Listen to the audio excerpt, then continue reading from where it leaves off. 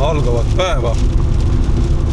Sõidan siis hetkel Tallinna poole ja väljas näitab 11 kraadi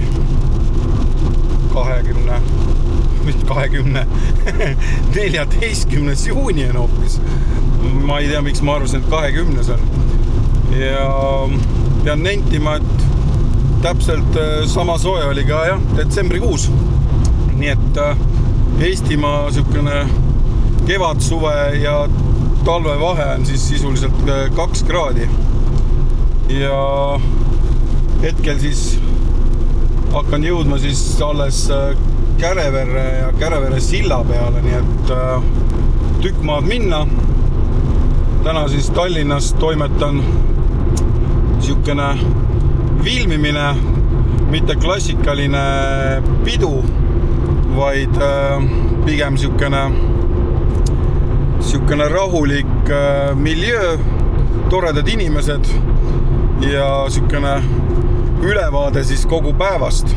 Mis täpsemalt toimub, selle ma jätan enda teada, aga süke ootamatu väljasõit täna tuli. Ja vaatan neid metsasid siin ja mõtlen selle peale, et peaks minema vist Seenemetsa. Mul oli eelmine aasta üldse läbi ütleme minu elu ja ajaloo üks suurimaid seenesaake üldse.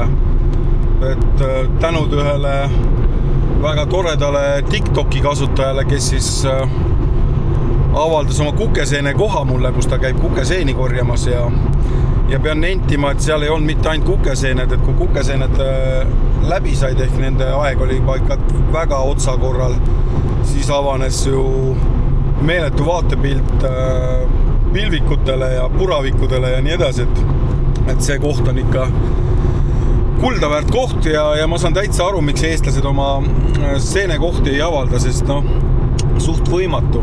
Aga miks ma just selle seene jutu tõin on see, et kuna ma liigun Tallinna poole, siis väidetavalt Lõuna-Eestis ei ole kuuseriisikaid ja ei ole minul õnnestunud näha ka mõnda üksikut olen metsa all näinud, ma ei tea, kuna on nende kasvamise aeg ja nii edasi, aga keegi kuskilt rääkis, et laevakandis pidi olema.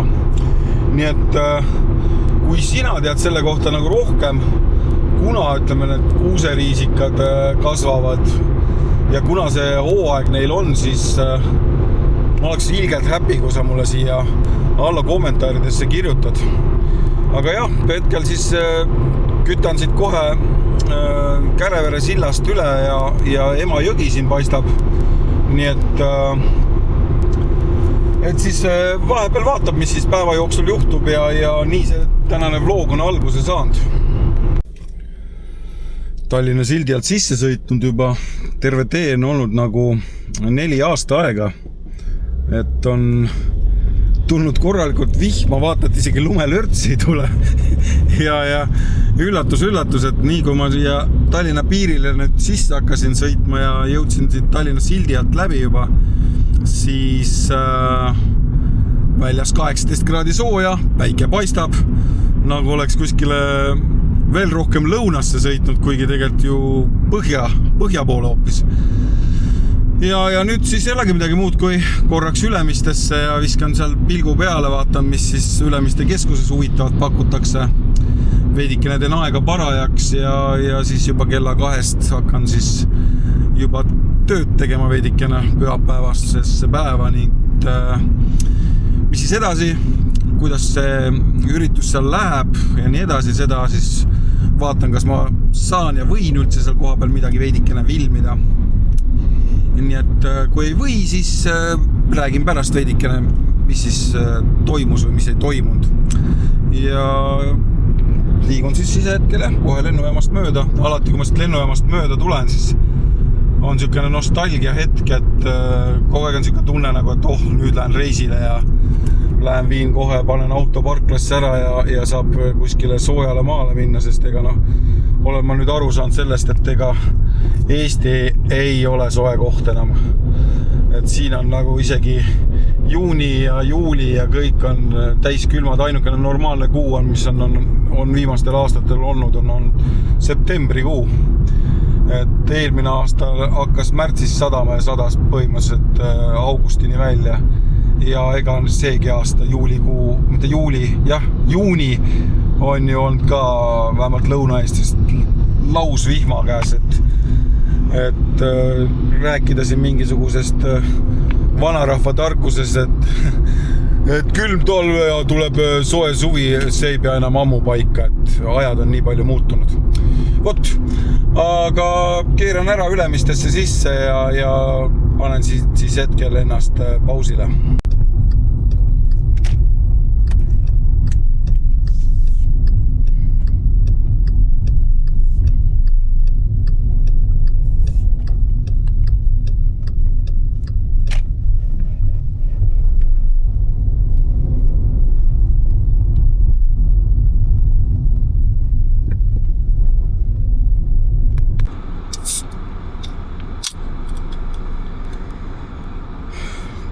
Mints on aega veel.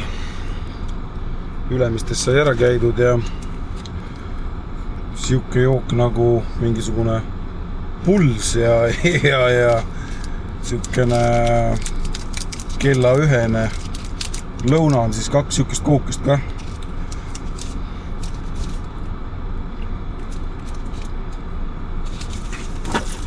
Pühapäeva kohta üllatavalt palju rahvast täna Ülemistes.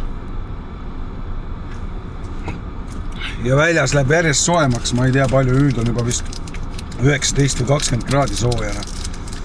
Seda on ilmselgelt juba peale sellist 8 kraadist hommikut on põhimõtteliselt toimunud peaaegu 12 kraadine ilmamuutus või. Kurat, seda kookest peab niimoodi sööma, et see autosse laiali lenda. Aga see on mingi uus kohuke nimega Rämmar.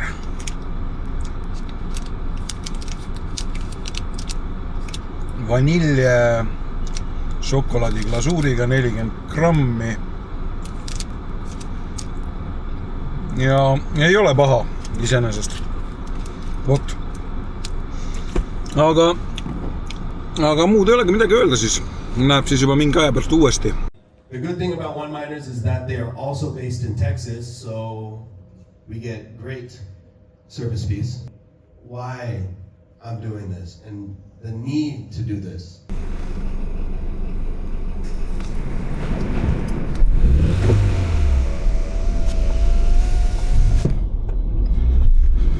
No tänaseks lõpetatud siin see tööpäev siin Radissonis ja nüüd pole midagi muud, kui liigun siis vaikselt Tartu poole tagasi.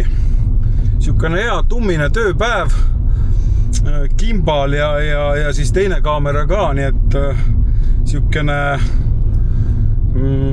2-3 tundi peaaegu või. Jah, ütleme ikkagi 3,5 tundi. Joosta kaameraga ringi.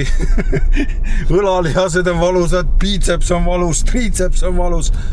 Et väsitab korralikult, et ta ei ole mingi väga raske see versioon, mis mul täna kaasas oli, aga siukene kui sa ikka lased siin niimoodi 3,5 tundi mingisugune 6 kiloga, siis lõpuks hakkab see ka mõjuma igale poole. Tavaliselt siuke festivalidel on mul niimoodi, et ma lasen kuskil 11 kilose siukese setupiga, aga täna oli siukene väikene lihtsam, kuna oli 2 eraldi iseseisvat kaamerat.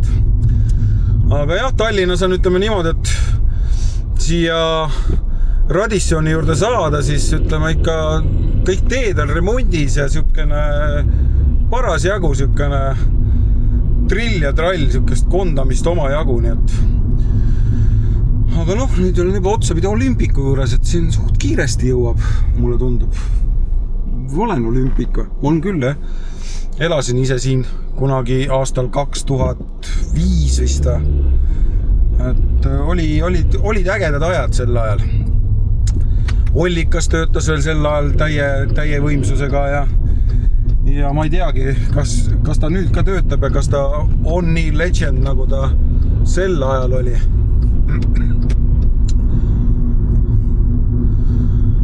Nüüd on veel, mis siis on, 2 tundi veel Tartu peale sõitu, nii et orienteeruvalt 8:30 õhtul siis. Hetkel siin siis Tartu maantee peal juba ja vaikselt hakkan siis Tartu peale liikuma, näen, et ees on vihmapilved ja lõpetan oma tänase vlogi siin ära, nii et jõuaks siis ilusti ohutult Tartusse ja sulle soovin siis ilusat algavat uut nädalat ning kõike paremat. Tšau!